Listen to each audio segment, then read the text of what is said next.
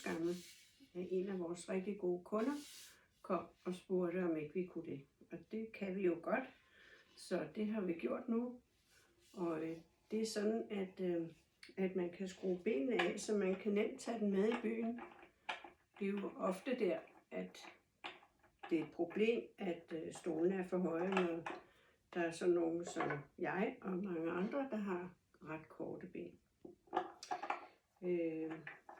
Den her, den er lavet af guldregn, og nedenunder er der en lille ramme af lindetræ, som er ganske let, og det er fordi, at det er rart, hvis man skal have den med i byen, at den så ikke vejer for meget.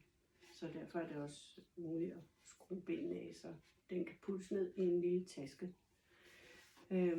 I kan se her, når jeg sætter mig på den her stol, som jeg faktisk er ret glad for, så kan jeg ikke nå ordentligt. Og det er jo irriterende, og man bliver træt i benene og i ryggen og alt muligt. Når man har sådan en her, så sidder man helt perfekt.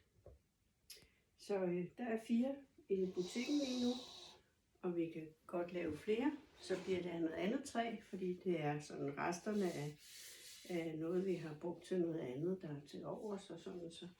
Så det bliver lidt, hvad der er af rester på værkstedet.